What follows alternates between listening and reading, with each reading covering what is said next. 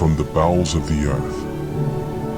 Or was it from the imagination of man? It sprang into life in Wales. Or did it come from somewhere else? This is the Dragon 32.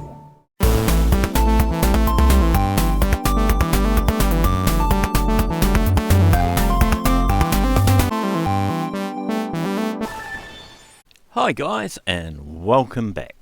In this video I've got something a little bit different, something we don't see a lot of over here in my country, New Zealand, and probably not in Australia either, down the bottom of the globe here.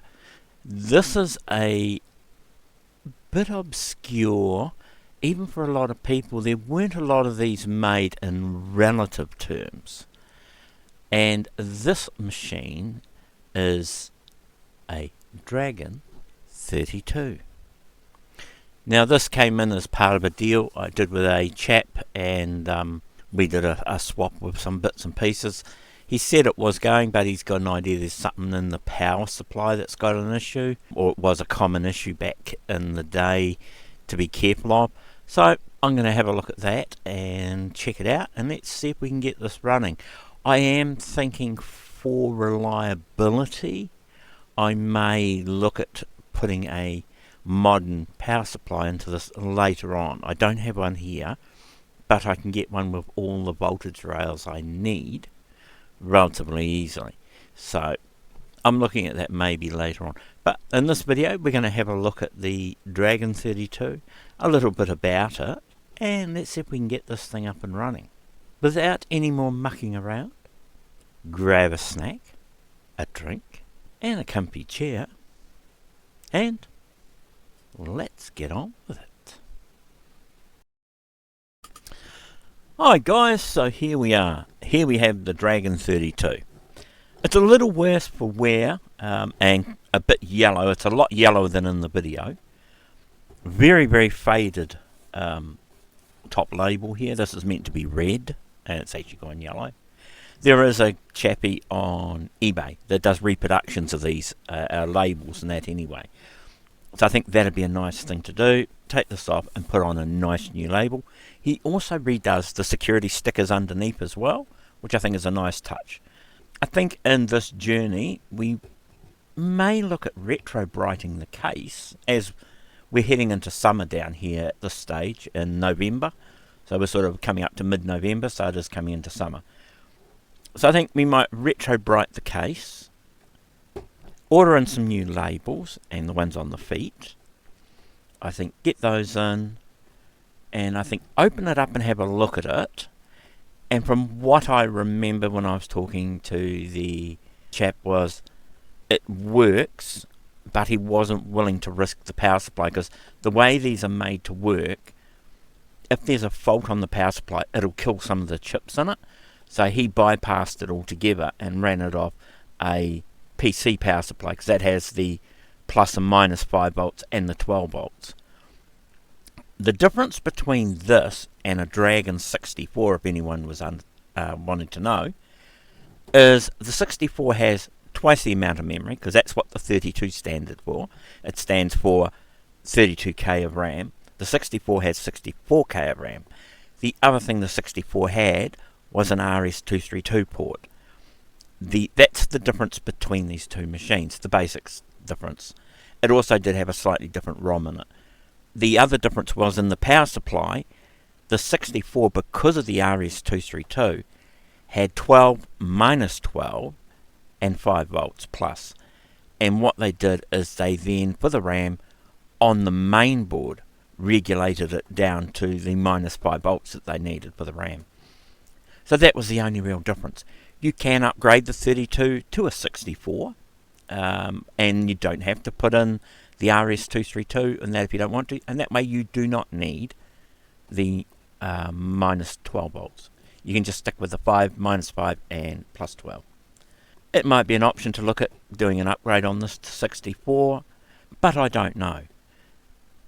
As we go along looking at this machine and doing bits and pieces, I will give you a little bit of history on what happened on this machine. And it was a very short-lived machine from all the information I could find out. And a lot of people say it's a clone of a Coco, or the TSR 80 Colour 3, I think it is. And a lot of people keep saying it's a clone, it's a clone. Technically, it is a clone, but not deliberately. When they decided to make this, with the Motorola chipset they used inside of here, Motorola put out a set of plans to build a PC from all their chips. Now, the Coco was done the same way. Why turn around and build a new machine when someone gives you the schematics to build it yourself? It's all there. You just got to write your software for it and go. And that is what Dragon did with their machine as well. So, in some respects, it is a clone. In other respects, it's not, because they were given the information and the schematics to build the machines from Motorola, the chip manufacturers. The same as the Coco. Anyway, guys, so that's just a little bit about it. But what we'll do is we'll get into what you're interested in, and that is we will open this beast up and have a look inside and see what makes it tick. Okay, let's get some tools and get on. So, on the Dragon 32, the 64 is very similar. They have a proper keyboard. It's not the membraney style keyboard that a lot of them back in the early days had. It has an expansion port in the side.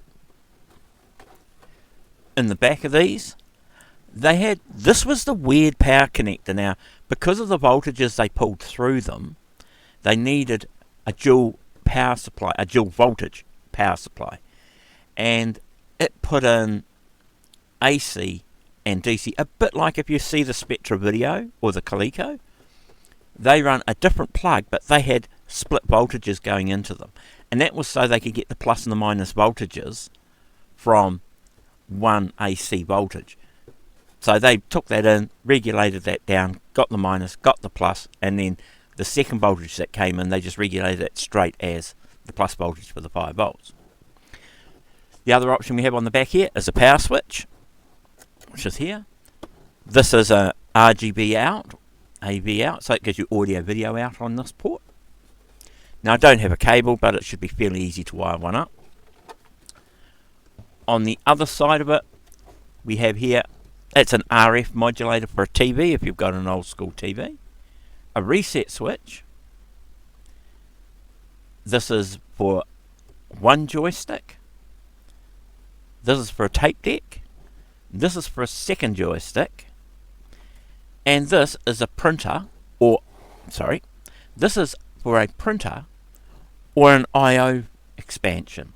Now, there is floppy drive units for these, and there's also diskless floppy drive modern units for these as well. And they plug into here, or some of them into here. So this is basically what we have as the Dragon 32. Now, as I say, I don't have the external brick for this, which is probably good in some ways. Over voltage on these, the chips aren't as forgiving. And what happens is that even if you have a regulator, if you put more voltage than what it expects, then it's going to stress the regulator and it could cause it to fail. And that's definitely not what we want. So anyway, we'll turn this over, and as you can see, someone has been in the bottom already. The holes through it and the screws. And this is a model 79796. And that's the amount of units they made. That's 79,796. This is that model number that came off the line. In the beginning of the Dragon 32, the first year of the manufacture of them, it was only realistically sold in Wales, and they did 60,000 units within that first year. So this is a slightly later model one, but not too far off the first lot that were built. Now, this has been unscrewed. There's one screw missing from here. I will look at this, and I'll probably replace them with some new screws. And that's what I was saying. We can get the chappie who does the labels also redoes these, so we can actually replace these security labels once we've got this sorted. So anyway, we'll turn this back over gently since the screws are undone. And I don't think these screws are original because they're not coming out of the case. So anyway, but then once you do this, just lift the lid up. And the thing is you don't need to worry about anything being attached to the lid because there's no LEDs or anything. So anyway, as you can see, come into here, and someone's had a play in here. Now it looks like whoever's had this has made some sort of amplifier for it. A couple of speakers on a board. Looks like that's the amplifier circuit, and that's probably a preamp down there. So they're taking that off somewhere off the board, off the RF jack, and bringing it through here into here and having a mono simulated stereo sound. So that's a mod somebody's done. So don't know how many years ago that was done, and that's probably why there's tape inside of this. So as I said, it's a couple of speakers. Now where that clips onto, I think that's probably voltage. So that'll be looking for voltage somewhere. So we can move this aside. And as I said, he took the power off of these lines, and it's basically these 4 lines, and there's a negative down here somewhere it uses as well. So I'm not too worried about this. You can get these are standard connectors, and I think realistically is if I'm going to redo this with a more modern power supply, I will probably redo this board on this side anyway. Probably remove the components and put them on, design a new board and put the components on a new board and put them back in there. So I still have the RF and the video out, the RGB out. This little circuit here, I'm not sure what that is. We'll have to find out once we take this out. There's a few things that look a little bit crusty in here, and it looks like someone's done a bodge on this. It does look a bit white and crusty looking. Someone's bridged a resistor across it. Not sure what it's for. I do have the schematics to this, so that's not too bad. But I think, yeah, it needs to be opened up. Some of these are the older pigtail capacitors that are in here. They do go faulty.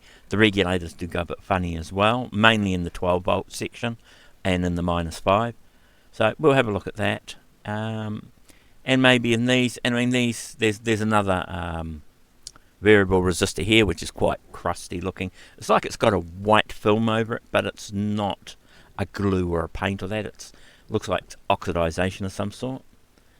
So we'll have a look at that. I mean, some of the legs are a little black from over time as well. But I think, yeah, take this out, give it a good clean, I think, and then we can check that power supply, see how it looks, see if it's healthy or not. A little bit above standard voltages is okay. Too much over is not good, because your voltages will be a little bit high with no load on them, especially in these old power supplies. The more modern ones, they compensate for it. But yeah, I think maybe that's our best course of action at this stage. I will look at seeing how this comes out, whether it's soldered or glued or what it is. I have no idea. But I think undo this plug, take that out, and see where we are from there. Alright guys, I don't know if I want the amplifier inside there. That's not my thing. I'd rather put it back to generic, how it was. If anything, maybe a bit more RAM. So yeah, that might be the only other thing. So I think we get on to cleaning this up. Okay. The Dragon 32 and Dragon 64 are home computers that were built in the 1980s. The Dragons are very similar to the TRS-80 color computer and were produced for the European market by Dragon Data Limited, initially in Swansea, Wales. After this, Dragon Data Limited moved to Port Talbot, Wales, until 1984. It was then made by Eurohard SA in Quesada de Cosse, Spain, from 1984 to 1987. It was also made for the U.S. market by Tano Corporation of New Orleans, Louisiana. The model numbers reflect the primary difference between the two machines, which have 32 and 64 kilobytes of RAM, respectively. Dragon Data introduced the Dragon 32 computer in August 1982. This was followed by the Dragon 64 a year later. Despite initial success, the Dragon faced technical limitations in its graphics capabilities and the hardware-supported text modes. These restricted its appeal in the gaming and educational markets. Dragon Data collapsed in 1984 and was acquired by Spanish company Eurohard SA. However, Eurohard filed for bankruptcy later with some bad choices, and this was in 1987. Okay guys, so this looks like somebody has had a good play with it, but the RF modulator is very, very rusty. It does not look very nice at all. I'll try and zoom in on that. You can see it there.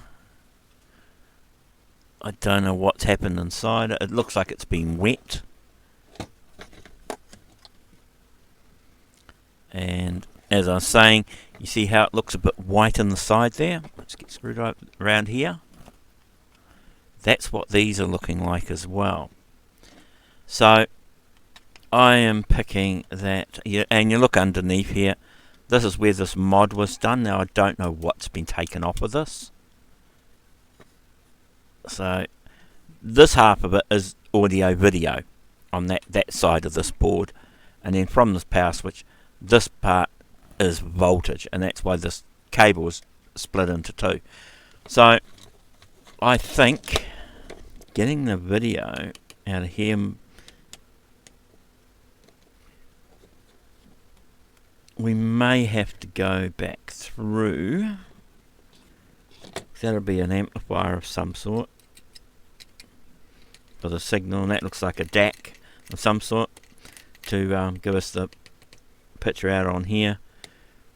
But I just don't like this. Is just so rusty. I don't like this. I think I would like to, probably not now, but at a later date, I would probably go into designing a new board. Now if I can get away with getting something small enough to go of this size to go in that case, and I'm picking one of the Meanwells, one of the little Meanwell 5, -5 and 12 volt power supplies, may do it. I'll have to get the sizes for it.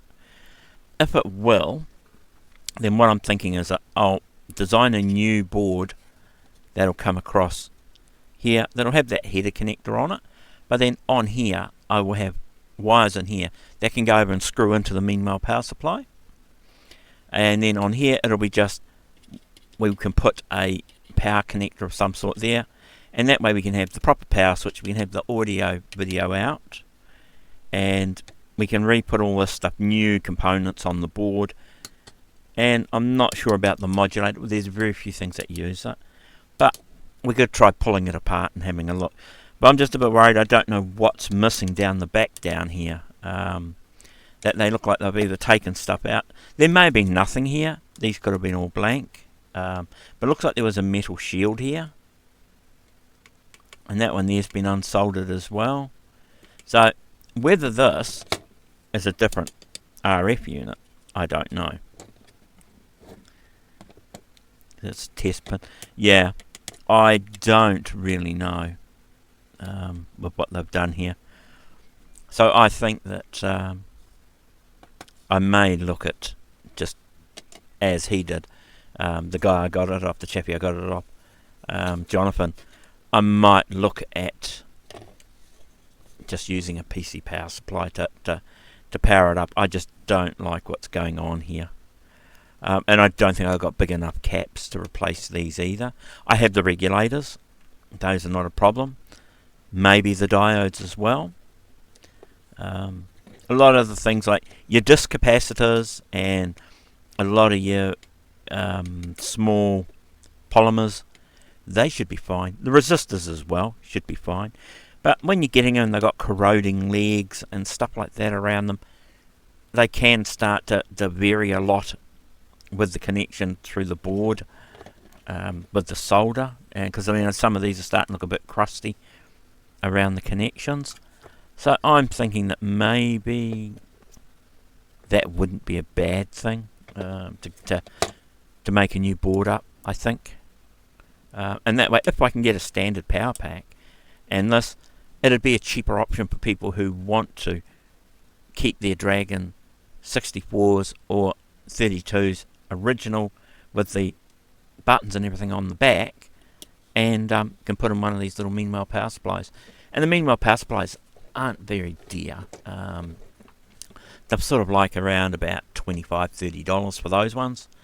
If you've got the 64, the only difference you'd need to do is get the 12, plus 12, minus 12, and plus 5 volt power unit.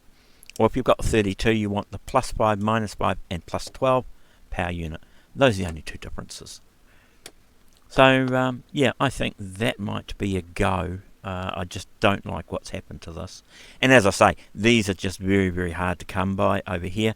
So I don't want to kill it and then try to find parts for it. So yeah, I think that's going to be the next course of action, I think. Yeah, I definitely think that's probably going to be it. I mean, on the downside, if I needed to, I could always pull the parts off and re-put them onto a new board. And that way keep some of the old gear. But these just look like the corrosion and everything. I just don't know what these are going to be like. So I think maybe that would be a good thing to do. And it does look like it's been somewhere that may have been damp or something like that. It's got like a white powdery stuff all over the place. So I'm not sure. So I think that would be the next thing to do. I do know what the pinouts are for this. I do have the, as I say, I've got the schematics. They tell me what the pinouts are for this connector. So I can make up a standard connector. I have some plugs that will probably fit. And I can do it in two pieces. So I can make one that'll plug into the power supply. And I can make one for the video. And hopefully the video's not a biggie to do. We do need to, I would say, look at the age of this machine. It's about 40 odd years old. The caps may be drying out as well, so I don't think it'd be a bad thing to replace the caps. And there's only about half a dozen, I think, on the board. So as preventative maintenance, I think we do that and give the board a decent clean, the case a decent clean, and then we look at a power supply and see if we can get her up and running. And if we get her up and running, I don't have any games for it, sorry guys, so you will just get to see what the standard boot screen is on the Dragon 32, and it's nothing exciting, I can tell you that. And I think it was a light green background with dark green writing or black writing. So it's enough in flash, guys. So don't get your hopes up too high. So anyway, I will look at doing something, because the thing we can do is, if we need to, I can always put it on the Commodore monitor, because that's AB. So I can make up a lead for the output and put ABs on it, and we can link it up to the Commodore. Alright guys, so I'm just not happy on playing around with this, and that somebody's had a go at it. I think that will be my course of actions. Yes, I think so. I will sit down tonight, I think, after I've done what I can with this, and I will look at the schematics and see what's missing from here. If it's all part of the RF unit, that's fine. And I don't need it, that is fine. And then what I can do is then look at making a new circuit board, taking the mounting holes, which there's two here, and where this will come down by the switch, make a new board up, take the measurements for the components, and I think then make up a new board and look at the size of the Meanwhile power packs. Even if the Meanwhiles are too big for this, I can get smaller units which have the plus and minus 5 volts as one unit and a plus 12 as a second unit, and I can put them in here as individual smaller units and just use the one mains coming in. It doesn't draw a lot of power. This probably runs at about 5 volts is about 1.5 maybe 2 amps, and the 12 and the minus 5 probably only run at about 300 milliamps to half an amp. Don't draw a lot. The minus 5 is realistically only for the RAM, and I think the 12 is used for the sound chip, I think it is. So anyway, I digress, and I'm going to put this aside. I could sit down and play around with it, but I don't think, because we don't have that, and that's a 28 volt AC and 9 volt AC. I'm not going to muck around with it. I'm not going to. I think to get it running, we'll just try a normal PC power supply. A bit big, but it'll get it working. Alright guys, so I'll stick this aside and I'll give this a, getting rid of some of the dust and muck out of it. I will clean this up, bring the other one back up, and then we'll get into pulling the board out.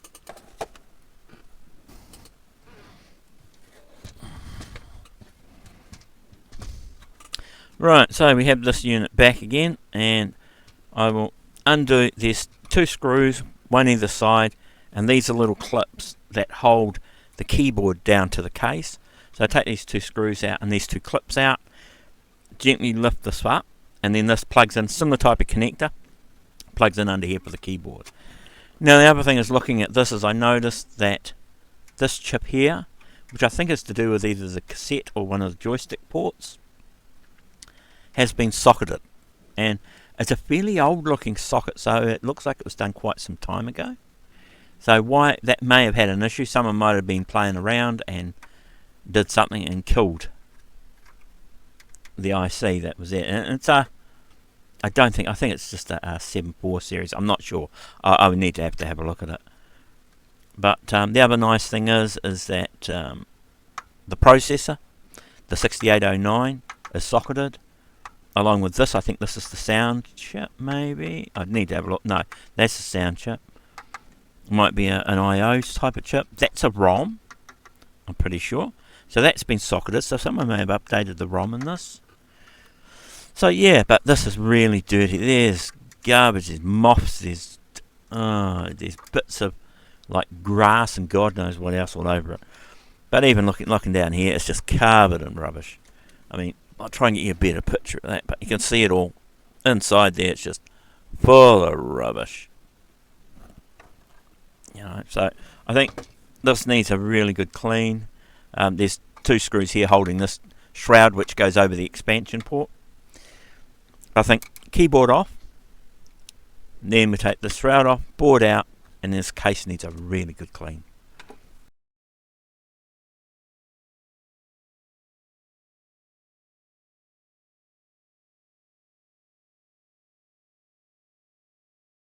Now, just a quick note here, guys. I was telling you about that white stuff. Look at the connectors. This is where the keyboard was. Along here, look at all this white. It's like a white crystalline type stuff. And I'm pretty sure it's an oxidization of some sort. And it's probably through moisture and something else. This really needs to be cleaned up. So yeah, it needs isopropyl and a good scrub, I would say. I'll try not to damage these labels too much. But it does need a really good clean. I mean, you can see it on the case. It's filthy in here. I don't know the history of this. I don't know where it come from. The Dragon 32 and Dragon 64 computers were built around the Motorola MC6809E processor. These featured a composite monitor port, allowing connection to, at the time, modern TVs. They used analog joysticks and had a range of peripherals and add-ons available. The Dragon had several high-resolution display modes, but with limited graphics capabilities compared to other home computers of the time. The Dragon came with a Microsoft Basic Interpreter in ROM. This back then allowed instant system startup. The Dragon 32 and 64 computers were capable of running multiple disk operating systems. Also, a wide range of popular games were ported to the system. A lot of games came from the Coco because it was so close to the Dragon hardware that some say as close as 95%, and this made the port of the games to the Dragon very easy to do. Overall, the Dragon computers were initially well received, but they faced limitations that hindered the long-term success for the Dragons.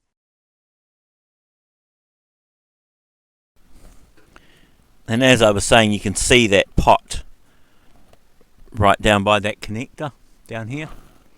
You can see that it's white, so I'm picking it's more of that oxidization, which is on like this keyboard connector. So yeah, but you can see the state of that. That's terrible. So I think first things first, guys, I will take this out, give it a good blow off outside and a dust. And I think we'll just give it a quick clean. And then we'll come back and carry on with looking at the board, cleaning the board, and I think replacing what I think we need to replace on here, and give it a decent clean. Oh God, all the stuff all over the place. Anyway, I will be back shortly. Okay guys, so gave them a bit of a quick clean out. Not 100%, but they are a lot cleaner than what they were.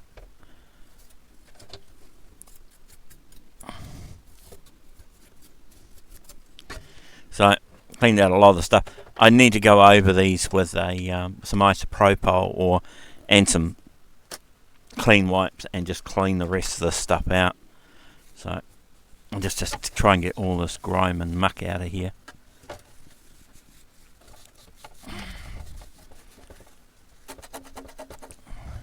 That's like some dry glue that's on that.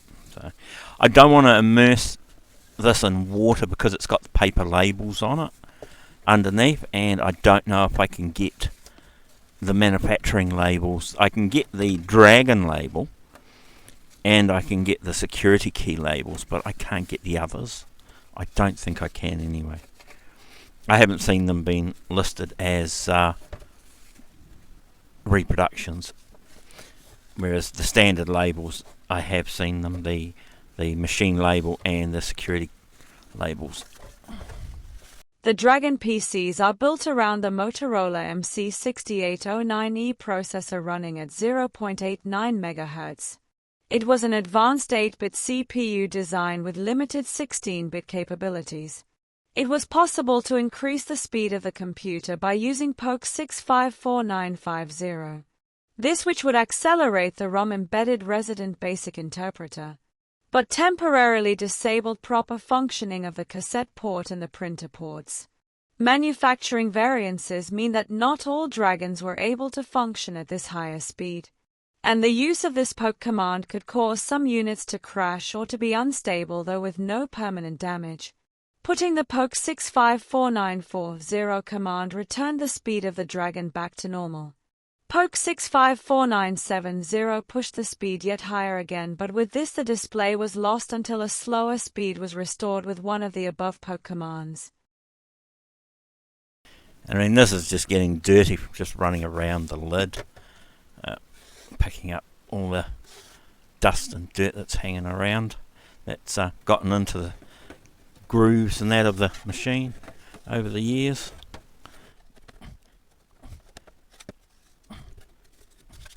Any one of those?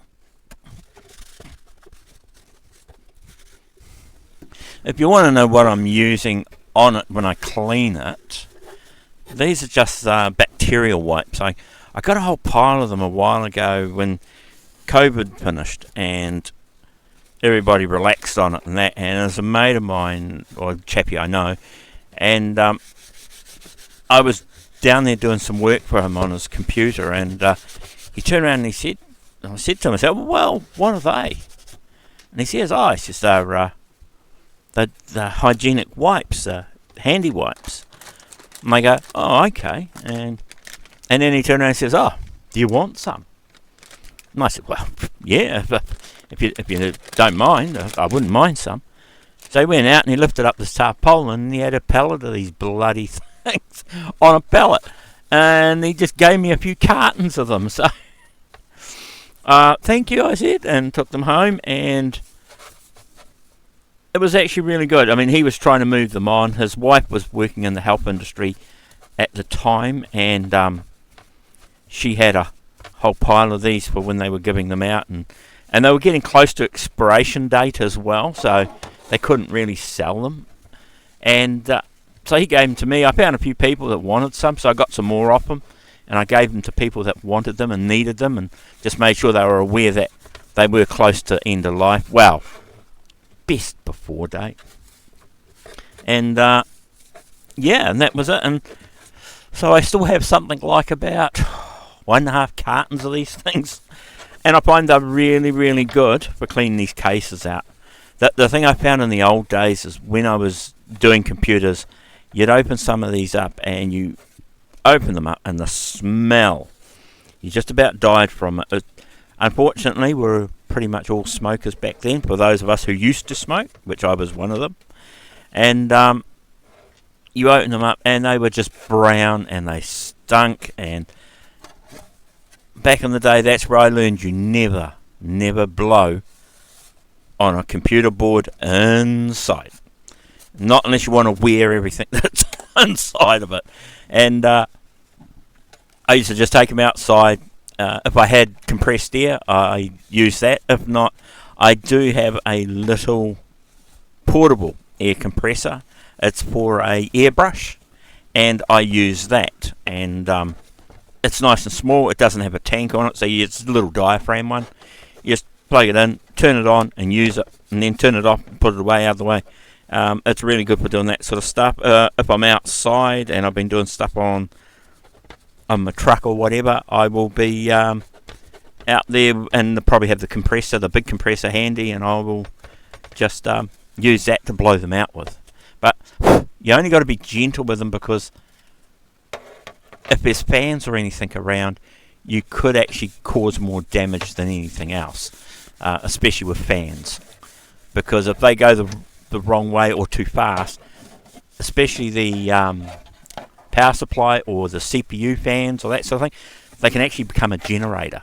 Because they're just a straight DC motor with magnets in them, they could actually turn themselves into a generator. So you've got to be careful, because you could actually get it going and it could fire a voltage down into the board or something along those lines, and you don't want that. You don't want it doing that, because you could very easily turn around and I'm not having much fun with this, damage some components in it. I'm just going down in between these flutes that are on this case here and just cleaning all the rubbish out of there.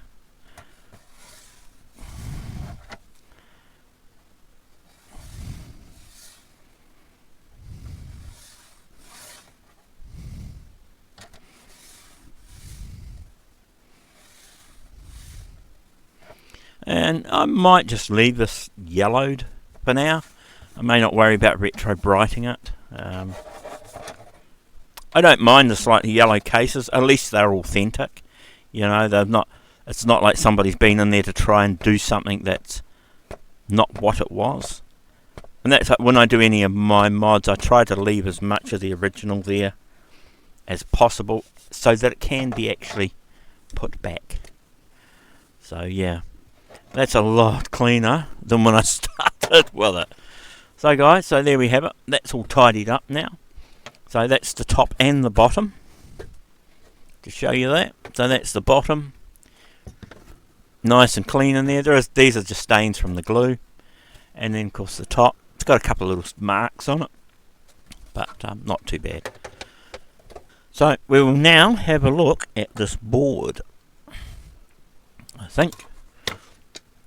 And this board definitely needs a bit of a clean as well, I think. It's pretty bad.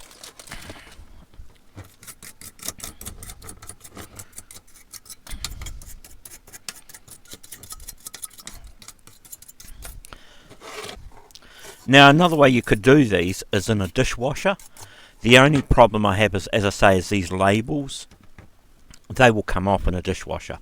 So if there's stuff on anything that you don't want to lose or damage, don't put them through a dishwasher, because you will lose those labels. They will disintegrate, or they will bleed, and everything will come out of them, and yeah, it's not going to be pretty. So anything like that, don't do them in dishwashers and sinks and things like that. If you're going to do it, use cotton buds or toothbrushes and use a little at a time.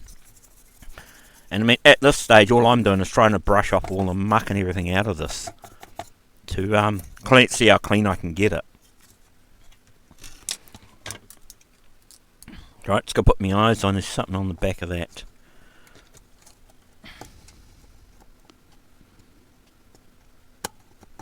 It's probably a bit of glue by the looks of it. Just looked like it was a wee bit burned on the back there, but I don't think so. I think it was just glue.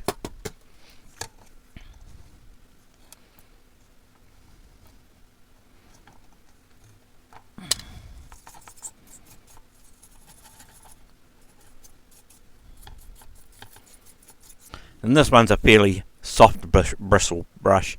I do need to use a harder brush when I start cleaning where this white stuff is on here, and that's why I'll use the toothbrush for. And what I can't get into with that, I will use a cotton bud or something like that to wet the area down and then have a scrub at it.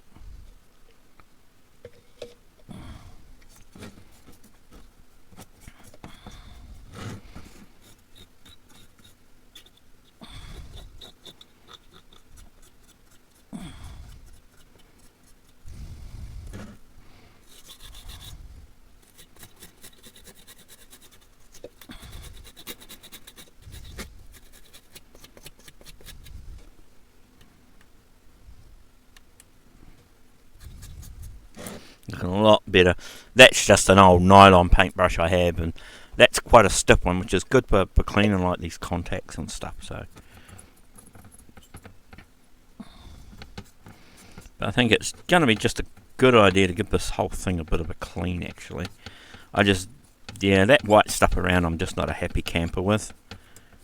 And as I say, I think I'm just going to replace all these caps. So I give this a decent clean. And then I think what we will do is then take a note of what these caps are. And then I think we will get those and replace these. The Dragon used the SN74LS783 and the MC6883 synchronous address multiplexer SAM, and the MC6847 video display generator VDG. I/O was provided by two MC6821 peripheral interface adapters, PIAs. Many Dragon 32s were upgraded by their owners to 64 kilobytes of memory. A few Dragons were further expanded to 128 kilobytes, 256 kilobytes, or 512 kilobytes with home-built memory controllers and memory management units by their users.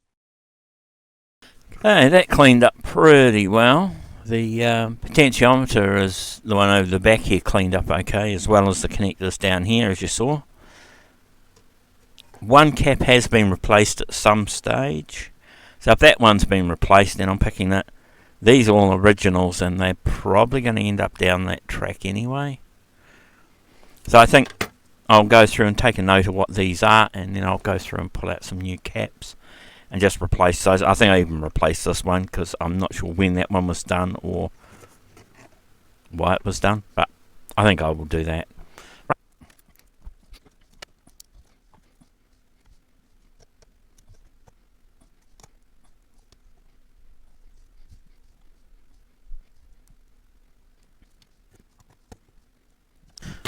Okay, so that's all done. So there's only three different types. There's one 33 UF, 3 10 UFs, and 2 100s. And they're all pretty common. They're all 16 volt. They're all common. I've got a container full of them up there, so I will go through and sort all those out. And then we'll come back to this and we will desolder them and replace them. Okay. Okay, guys. So you can get packs like this off AliExpress. And these are all low voltage value caps, and these only go up to 25 volts, so these are fine for doing this sort of stuff. And these range all the way from 0.1 UF all the way up to 1000 UF. And it has the 10 UF, but the 10s it have is 25 volts, which is fine. You can go higher in voltage, you can't go lower in voltage. So ours is 16, so 25 is fine. We even have 50 volts, so I mean it depends on which way we want to go. Hundreds we've got in here at 16s and 25s. So all it is the voltage means it's a little bit more forgiving than the lower voltage. In case you get a bit more than 12 volts come through, that's why these are 16, because they're not an exact science.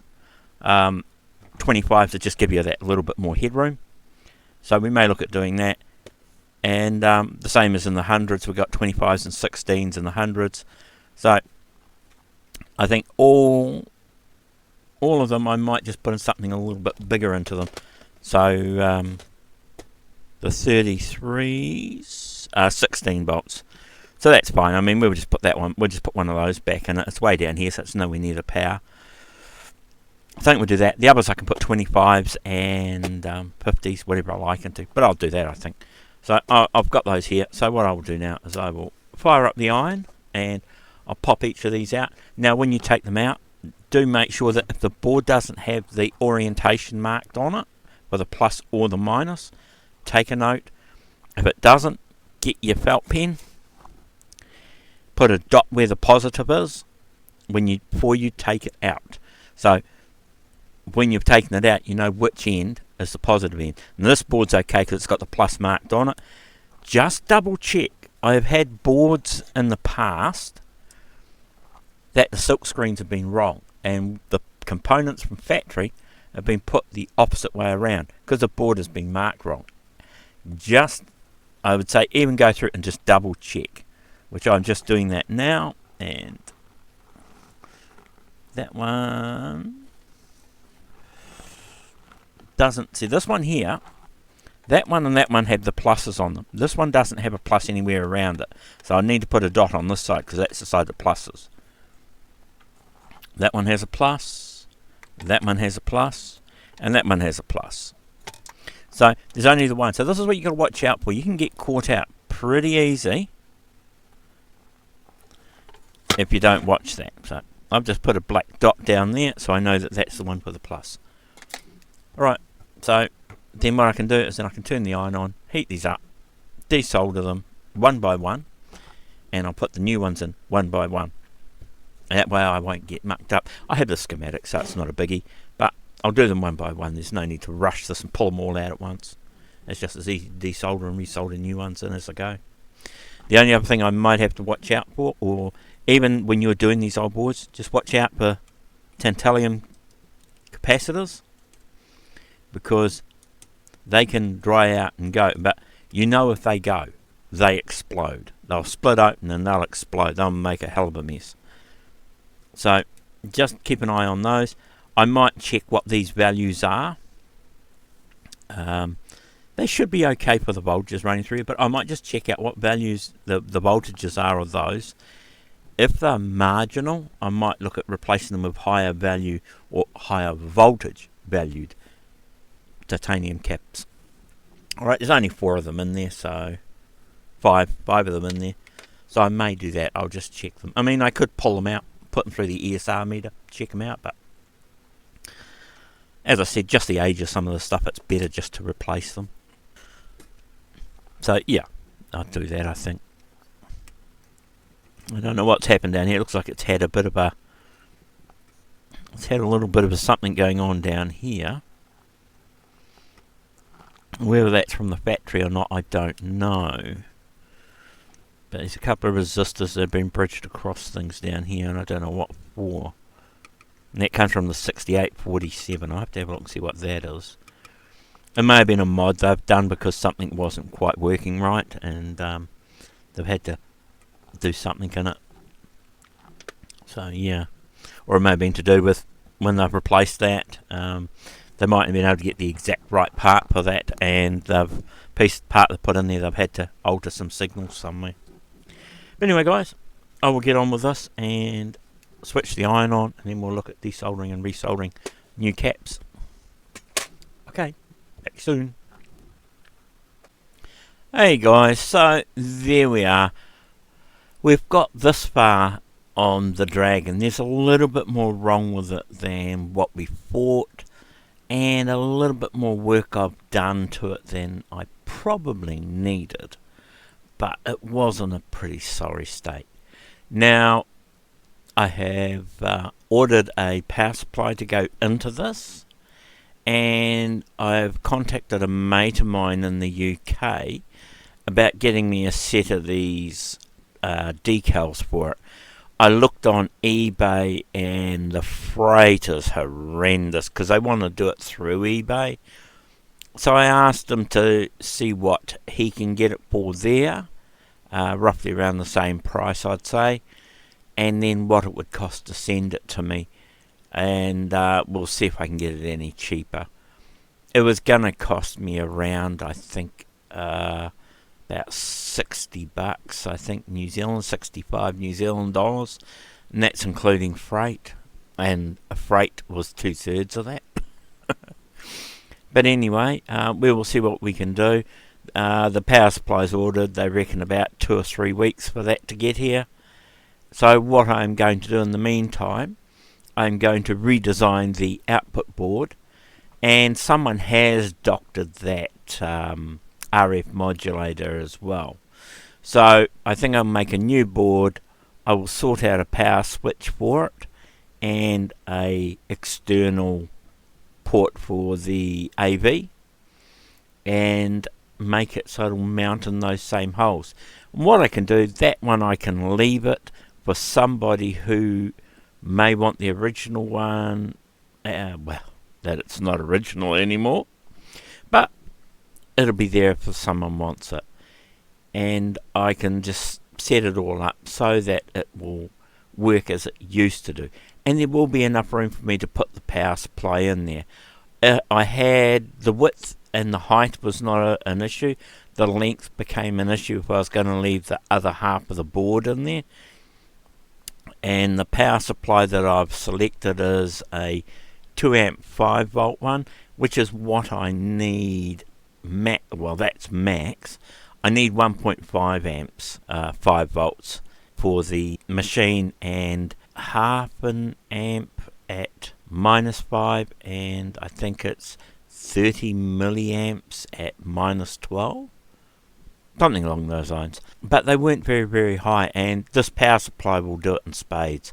As I said, it has a 2 amp 5 volt plus, it has a 1 amp -5 volt, and it has a 500 milliamp -12. So way more than what I'll need. And I think it was about $23, and that was free freight. So yeah, so I'm getting it, and it's a Meanwell style, so it's in its own little metal case and that. So I'll doctor up some sort of power connector for it and that, but I want to make it so I can use the switch on that board. So yeah, I'll work something out, and once I do, if it works fine, you'll see it up on PCBWay, where my other projects have gone up. The one for the Apple Classic, for the SCSI daughter board, that's on there, and also the brains for the Z180 is on there as well. Guys, that's me for another session here. We will be back with the Dragon 32 again, and I've got enough here that I've recorded so far to do 2 parts. That's why I've split it. And at a later date, I will do another one with doing the power supply and the board add-on and the stickers and that sort of stuff, so we can finish it all up really nice. But part 2 will get it running and show you what it looks like on the Commodore monitor behind it. As I always say, guys, have a great day, have a great week, and until next time, ciao.